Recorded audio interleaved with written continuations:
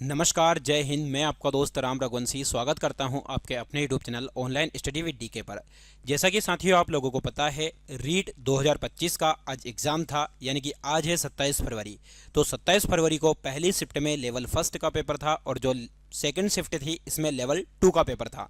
तो प्यारे साथियों, जैसा कि आप लोगों को पता है इस बार पेपर नहीं दिया गया है, तो फिर आप लोगों को किस प्रकार से बताया जाए। तो प्यारे साथियों, आप लोगों के लिए ही, आप लोगों के डाउट क्लियर हो उसके लिए ही आप सब लोगों ने जो कमेंट के माध्यम से, टेलीग्राम के माध्यम से या व्हाट्सएप ग्रुप के माध्यम से जो प्रश्न आप लोगों ने हमको बताए हैं, उन प्रश्नों का हम यहाँ पर एनालिसिस करने वाले हैं।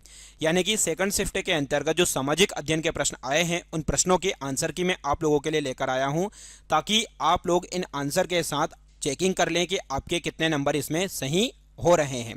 प्यारे साथियों, यह वह प्रश्न है जो आप लोगों ने हमें बताए हैं कमेंट के माध्यम से, व्हाट्सएप ग्रुप के माध्यम से या फिर आप लोगों ने टेलीग्राम के माध्यम से जो बताए हैं।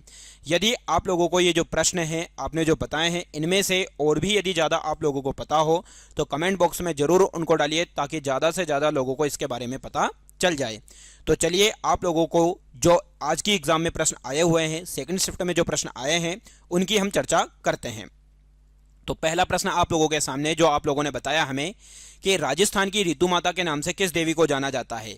ये वह प्रश्न है प्यारे साथियों जो आप लोगों को पहले पढ़ाए गए हैं। बार बार कहा है कि इन प्रश्नों को देख लीजिए, पुरानी जो क्लासेस डली है उनमें देखिएगा, हूबहू ये प्रश्न आप लोगों के सामने बताए गए हैं। तो बहुत सारे लोगों ने बताया है कि लेवल 2 का भी जो लेवल रहा है वो इतना टफ नहीं रहा है। आपको ध्यान रखना है कि बस आपने यदि तैयारी की थी तो तैयारी का कहीं ना कहीं आप लोगों को परिणाम मिला है। तो राजस्थान की ऋतु माता के नाम से किस देवी को जाना जाता है, तो श्री शाकंभरी देवी जो है, इन्हें राजस्थान की ऋतु माता के नाम से जाना जाता है। किस किले का नाम सुदर्शनगढ़ भी है, तो आप लोगों को ये देख लीजिए, राजस्थान के किले एवं दुर्ग का टॉपिक पढ़ाया है, वहां पर यह प्रश्न दे रखा है। तो नाहरगढ़ का किला जो है एक तरीके से इसको कहा गया है। ठीक। अश्वत्थामा मारा गया है, किसने कहा है, तो अश्वत्थामा मारा गया है ये कहा है किसने, युधिष्ठिर ने कहा है। ये आप लोगों का सही आंसर होगा। आप लोगों के सामने नागरिकता संबंधित प्रश्न था, तो नागरिकता का उल्लेख भारतीय संविधान में कहां पर है, अनुच्छेद 5 से 11 तक, और इसको लेकर भाग कौन सा है, तो भाग 2 में कहीं ना कहीं किसका उल्लेख है प्यारे बच्चों, नागरिकता का। ठीक। अगला प्रश्न जो था वो महाद्वीप से संबंधित था, ये आपको पता होना चाहिए। महाद्वीप में आप लोगों को पता है कि महाद्वीप की संख्या कितनी है, 7 महाद्वीप है। इनमें सबसे बड़ा महाद्वीप कौन सा है, एशिया महाद्वीप है। ठीक। और कहीं ना कहीं आप लोगों को ध्यान रखना है, अफ्रीका महाद्वीप जो है, इससे संबंधित प्रश्न आया था कि अंध महाद्वीप किसके कहा जाता है, तो अंध महाद्वीप कहीं ना कहीं अफ्रीका महाद्वीप को कहते हैं। ठीक। चलिए, अगला है शून्य का आविष्कार किसने किया था, तो शून्य का आविष्कार करने वाले महान व्यक्ति जिनका नाम है आर्यभट्ट। और यदि शून्य की खोज नहीं होती तो आज गिनती की खोज नहीं होती। तो शून्य का आविष्कार करने वाले व्यक्ति कौन थे, आर्यभट्ट। ये प्रश्न आए हुए हैं। मौलिक अधिकार संबंधित है, तो मौलिक अधिकार का जो संबंध है वो कहाँ से है, तो संविधान का जो भाग 3 है उस भाग 3 में मौलिक अधिकार दे रखे हैं और अनुच्छेद 12 से 35 तक इनका उल्लेख है। मौलिक अधिकार को क्या कहा जाता है, तो संविधान का मैग्ना कार्टा कहा जाता है। क्या कहा जाता है साथियों, मैग्ना कार्टा भी कहा जाता है। हो सकता है कल की एग्जाम में यह प्रश्न आ जाए। लूनी नदी का उद्गम स्थल क्या है, तो लूनी नदी का जो उद्गम स्थल है वो है अरावली पर्वतमाला। और कौन सा शहर, अजमेर शहर। और आप लोगों को पता होना चाहिए कि इसकी जो सबसे ऊंची चोटी है अरावली पर्वतमाला की, वो है माउंट आबू। और माउंट आबू पर कौन सी है, तो ये आप लोगों को पता होना चाहिए, गुरु शिखर। कौन सी होनी चाहिए, गुरु शिखर। ये आप लोगों को ध्यान रखना है। ठीक। चलिए, अगला प्रश्न देखते हैं भैया, जो आप लोगों ने बताया है उसके हिसाब से अगला प्रश्न क्या है, बनास की सहायक नदी कौन सी है। तो बनास की जो सहायक नदी है ये आपको पता होना चाहिए, ये एग्जाम में आया हुआ प्रश्न है। तो बेड़ज, कोठारी, खारी, ये तीनों की तीनों जो नदी है वो किसकी सहायक नदी है, बनास की। अनाज सागर झील का निर्माण किसने करवाया था, तो अनाज सागर जो झील है इसका निर्माण जो करवाया था बच्चों, याद रखिएगा, राजा अनाजी चौहान के द्वारा करवाया गया था, जो कि 1135 ईस्वी से 1150 ईस्वी के मध्य करवाया था। ठीक। ये आपको ध्यान रखना है। अगला है, आपने जो बताया उसके हिसाब से जो प्रश्न है, वन की आशा किसे कहते हैं, तो वन की आशा जिस नदी को कहा जाता है बच्चों ध्यान रखिएगा, वो कहा जाता है बनास नदी को। अगला प्रश्न था नीति निदेशक तत्व से, तो नीति निदेशक तत्व का जो संबंध है वो कहाँ से है, तो आप सभी को पता है, नीति निदेशक तत्व जिसे हम डीपीएसपी कहते हैं। तो डीपीएसपी जो है वो कौन से भाग में है, तो भाग 4 के अंतर्गत है।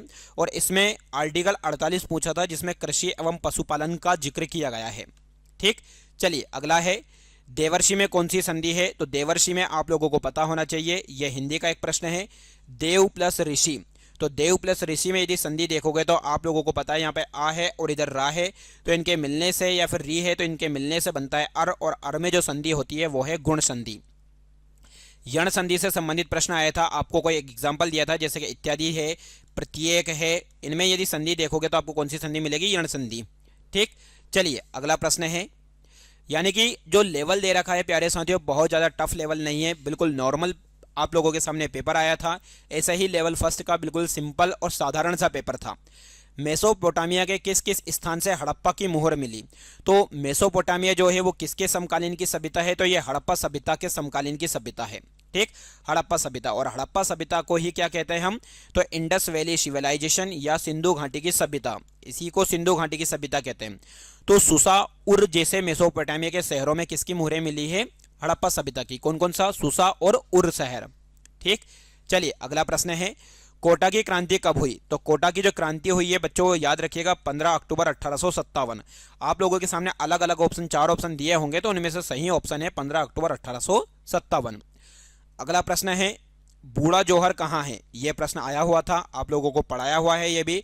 तो राजस्थान के गंगानगर जिला में है, जो कि डाबला गांव के अंतर्गत है ये। ठीक, चलिए अगला प्रश्न है, अष्टाध्यायी किसने लिखी है? बहुत अच्छा प्रश्न है आप लोगों के सामने। ये बहुत सारी किताबें मैंने आप लोगों को बताई थी कि कौन सी पुस्तक किसके द्वारा लिखी गई है। तो अष्टाध्यायी जो लिखी गई है ये किसके द्वारा? पाणिनि के द्वारा लिखी गई है। ऐसे ही इंडिका के बारे में आप लोगों को पुरानी क्लास में पढ़ाया था कि इंडिका किसके द्वारा लिखी गई थी? तो मेगास्थनीज के द्वारा लिखी गई थी, मेगास्थनीज। वहीं आप लोगों के सामने ऐसा प्रश्न आ जाए कल की एग्जाम में कि रहला किसके द्वारा लिखी गई है? तो रहला जो पुस्तक लिखी गई है वो इब्न बतूता के द्वारा लिखी गई है। ठीक, चलिए अगला है, विजय स्तंभ का निर्माण किसने करवाया? तो विजय स्तंभ का जो निर्माण है मेवाड़ के राजा राणा कुंभा के द्वारा करवाया गया है। ठीक, मेवाड़ के राजा कौन? राणा कुंभा। अगला प्रश्न आया था एग्जाम में आपका, महाराणा प्रताप का जन्म कब हुआ? तो महाराणा प्रताप का जो जन्म हुआ वो 9 मई 1540 में राजस्थान के मेवाड़ क्षेत्र में इनका जन्म हुआ था।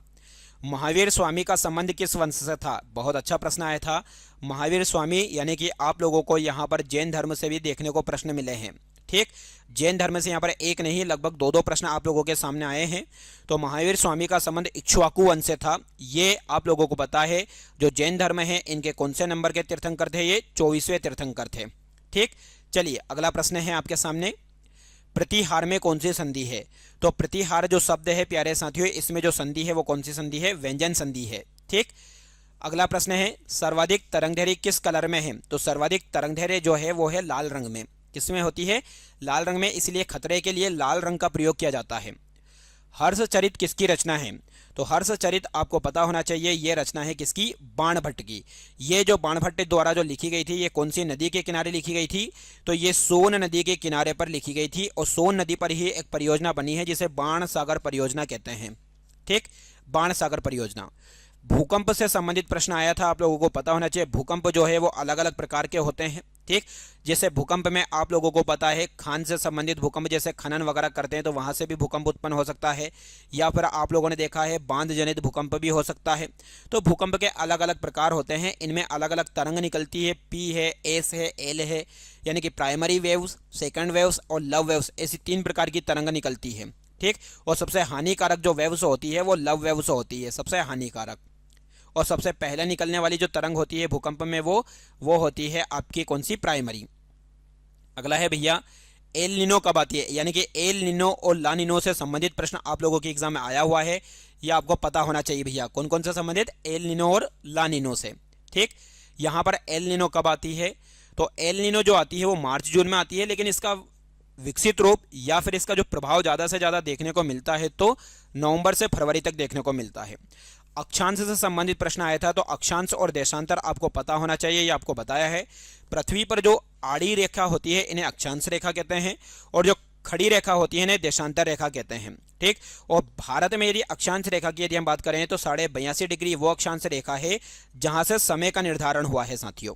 ठीक, मरु महोत्सव, मारवाड़ महोत्सव से संबंधित प्रश्न आया था कि ये मरु महोत्सव कहाँ पर आयोजित किया जाता है?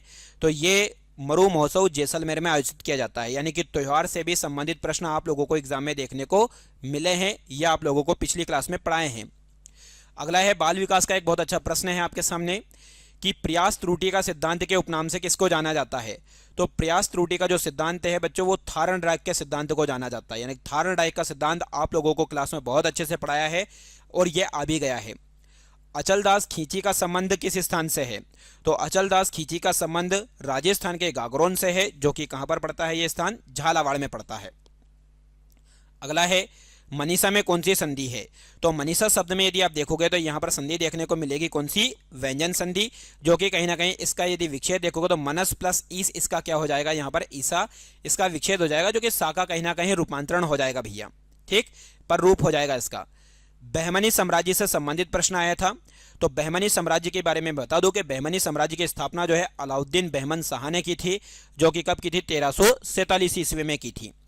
अगला था भैया 23वें तीर्थंकर कौन थे? यानी कि अभी आप लोगों को बताया कि जो जैन धर्म है, इस जैन धर्म से संबंधित कितने प्रश्न पूछे गए हैं आपसे? 2। तो एक अभी आप लोगों को महावीर स्वामी के बारे में बताया और अगला है 23वें तीर्थंकर। तो 23वें तीर्थंकर का नाम है बच्चों, याद रखिएगा, पार्श्वनाथ। आपके एग्जाम में आया है तो इसका सही आंसर है पार्श्वनाथ। ताम्रवर्ती नगरी किसे कहा जाता है? बहुत अच्छा प्रश्न है ये भी। तो ताम्रवर्ती नगरी जो है वो राजस्थान के आहड़ गांव को और उत्तराखंड के अल्मोड़ा शहर को जाना जाता है। आपने जो भी लगाया है ठीक है, अब आप लोग यहां से मैच कर लीजिए कि आपने क्या लगाया है, ठीक। अगला है खेड़ापा शाखा किसकी शाखा है? तो खेड़ापा जो शाखा है वो राम स्नेही संप्रदाय की शाखा है, जिसकी स्थापना जो है संत रामदास महाराज के द्वारा की गई है ये, ठीक। अगला प्रश्न आया था आपके सामने, प्रयाग प्रशस्ति के रचनाकार कौन है? तो प्रयाग प्रशस्ति के रचनाकार है बच्चों हरिशेन, ठीक। कौन है ये? हरिशेन।